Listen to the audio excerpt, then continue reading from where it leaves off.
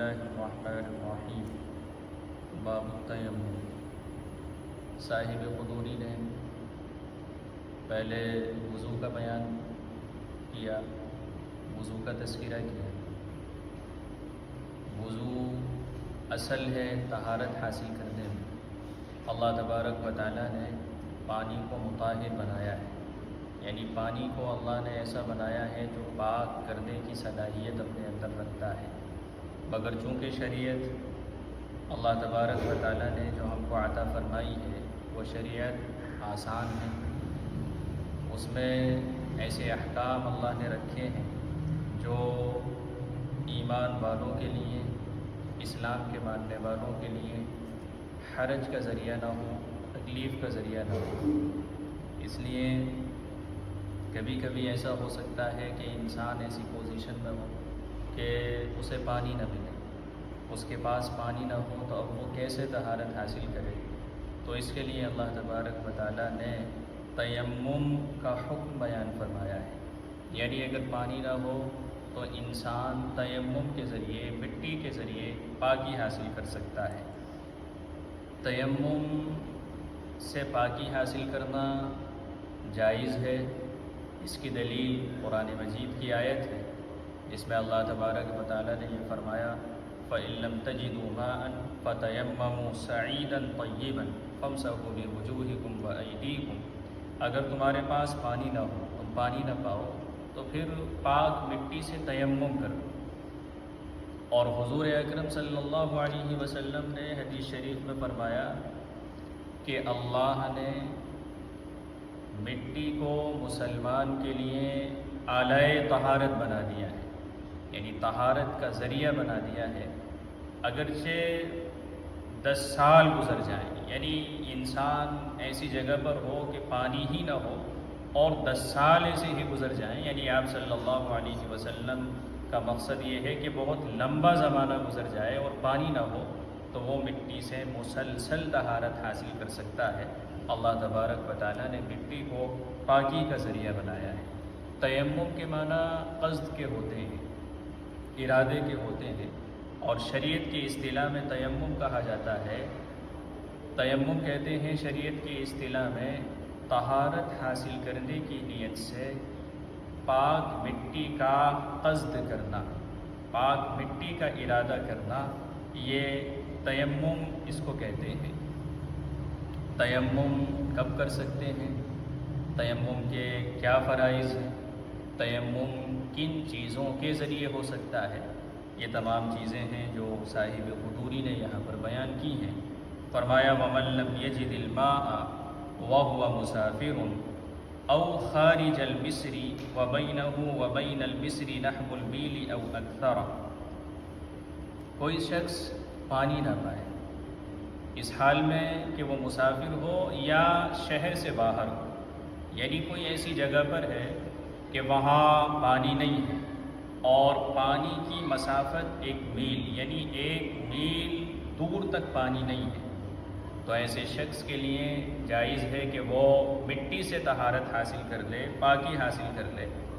یا پانی تو موجود ہے لیکن وہ پانی کے استعمال پر قادر نہیں ہے، اس طور پر کہ وہ مریض ہے اور اسے ڈر ہے، اندیشہ ہے کہ اگر میں پانی کا استعمال کروں گا تو مرض اور زیادہ بڑھ جائے گا، یا دیر سے میں ٹھیک ہوں گا، یعنی برس کے بڑھ جانے کا یا برس کے دیر سے صحیح ہونے کا اگر اندیشہ ہے تو وہ تیمم کر سکتا ہے۔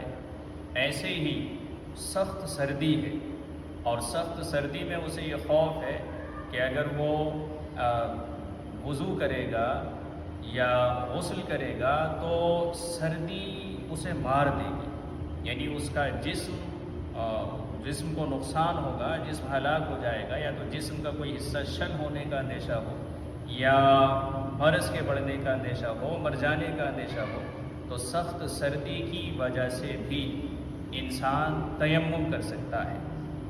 لیکن یہاں پر یہ بات ہمارے ذہن میں رہے کہ یہ حکم ایسی جگہ کے لیے ہیں جس جگہ پر گرم پانی کے استعمال کا انتظام نہ ہو، یا سردی سے بچاؤ کے جو ذرائع ہوتے ہیں وہ ذرائع نہ ہوں۔ عام طور سے شہروں میں جہاں پر انسان بستے ہیں وہاں گرم پانی کا انتظام بھی ہوتا ہے، یا گرم پانی کا انتظام نہ ہو تو سردی سے بچنے کے لیے لحاف کا انتظام ہوتا ہے، رضائی کا انتظام ہوتا ہے، ہیٹر کے انتظامات ہوتے ہیں۔ تو اگر یہ انتظامات ہیں اور یہ وسائل ہیں تو سردی کے خوف سے پھر تیمم نہیں کیا جائے گا، بلکہ وضو ہی کرنا ضروری ہوگا۔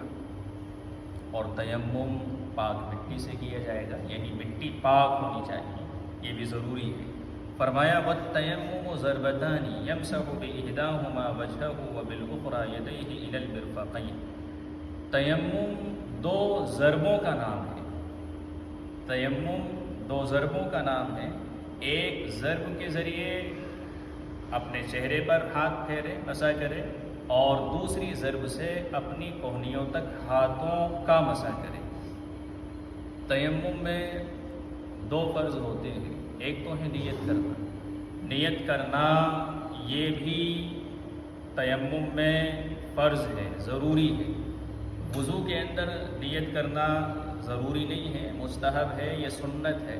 یعنی اگر بغیر نیت کے وضو کر لیا جائے گا تو وضو ہو جائے گا اور وہ نماز کی ادائیگی کے لیے کافی ہوگا، اگرچہ وضو پر ثواب اسی وقت ملتا ہے جبکہ وہ نیت کے ساتھ کیا جائے۔ اگر نیت کے ساتھ وضو کیا جائے گا تو وضو کرنے پر ثواب ملے گا، اجر ملے گا، لیکن اگر بغیر نیت کے کیا جائے تو وہ طہارت کے لیے کافی ہے۔ لیکن تیمم میں نیت ضروری ہے، کیونکہ اللہ نے پانی کو تو بنایا ہی پاکی حاصل کرنے کے لیے ہے۔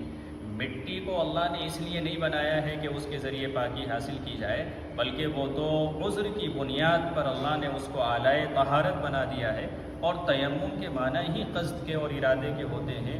اس لیے تیمم میں سب سے پہلا کام یہ کیا جائے گا کہ پاکی حاصل کرنے کی نیت کرے، یعنی میں پاکی حاصل کرنے کے لیے تیمم کر رہا ہوں، یہ ارادہ اس کے دل کے اندر ہو اور یہ تصور اس کے دل و دماغ میں ہو، پھر وہ زمین پر ہاتھ مارے، اور زمین پر ہاتھ مارنے کے بعد اگر اس کے ہاتھوں پر مٹی وغیرہ لگ گئی ہو تو اس کو جھاڑے، صاف کرے، اور پھر اپنے چہرے پر پھیر لے، پھر دوسری مرتبہ زمین پر ہاتھ مارے، اور پھر اگر مٹی لگی ہو تو اسے صاف کر کے اپنی کوہنیوں تک اپنے ہاتھ کو پھیرے۔ اور استیعاب بھی اس میں شرط ہے، جس طرح سے وضو میں یہ شرط ہے کہ اعضائے وضو، یعنی اگر چہرہ دھویا جائے تو چہرہ مکمل دھویا جائے گا، اگر چہرے کا کوئی حصہ خشک رہ گیا تو وضو نہیں ہوگا۔ ایسے ہی اگر ہاتھوں کا جو کوہنیوں تک دھونا فرض ہے، اگر کوئی حصہ خشک رہ جائے تو وضو نہیں ہوگا۔ ایسے ہی تیمم میں مسح میں استیعاب ہے، یعنی پورا ہاتھ کا مسح کرنا ضروری ہوگا۔ اگر کوئی حصہ مسح سے خالی رہ جائے تو پھر تیمم نہیں ہوگا۔ اس لیے یہ کہا گیا کہ تیمم میں انگلیوں کا بھی خلال کرے، اور اگر ہاتھ میں کوئی انگوٹھی وغیرہ ہے تو اس انگوٹھی کو بھی حرکت دینا ضروری ہے تاکہ استیعاب ہو جائے۔ اس کے بعد فرمایا وَالتَّيَمُّمُ فِي الْجَنَابَةِ وَالْحَدَثِ سَوَاءٌ، تیمم جنابت میں اور حدث میں برابر ہے، یعنی جس طرح سے بے وضو تیمم کر سکتا ہے، اسی طرح سے اگر کسی کو غسل کی ضرورت ہے اور اس پر غسل فرض ہے تو وہ بھی تیمم کر سکتا ہے، اور تیمم کرنے کا طریقہ غسل میں اور وضو میں ایک سا ہی ہوگا، یعنی بس نیت اور دو ضربوں کے ذریعے چہرے اور دونوں ہاتھوں کا مسح کرنا۔ تیمم کائے سے جائز ہے؟ تو فرمایا تیمم ہر اس چیز سے جائز ہے جو مٹی کی جنس سے ہو، مٹی ہو، ریت ہو، پتھر ہو، چونا ہو، سرما ہو، ایسے ہی جو گیرو آتا ہے وہ ہو، جو بھی چیزیں مٹی کی جنس سے تعلق رکھتی ہیں ان سب سے تیمم کرنا جائز ہے اور ان سے تیمم ہو سکتا ہے۔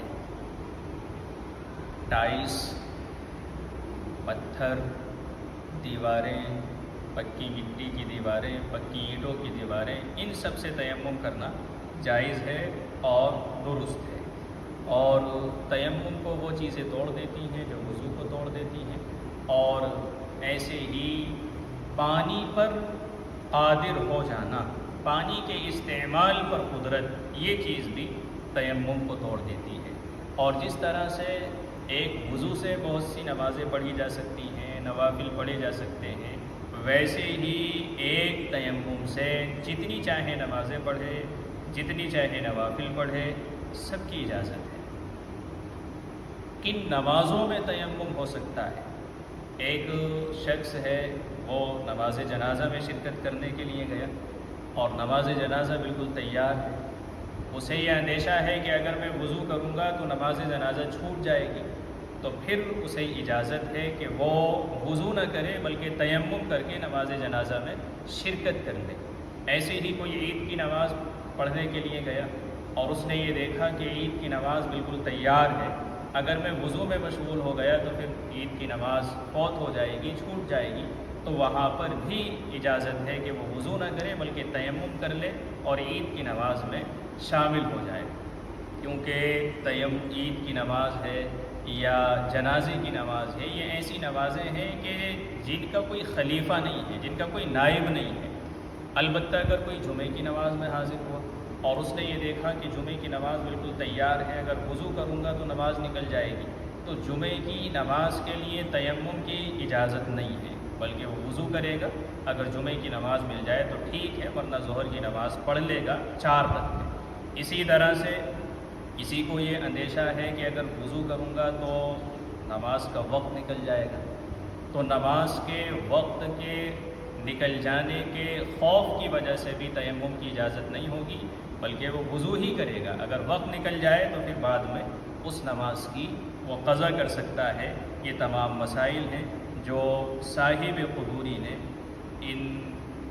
اس عبارت میں بیان کیے ہیں۔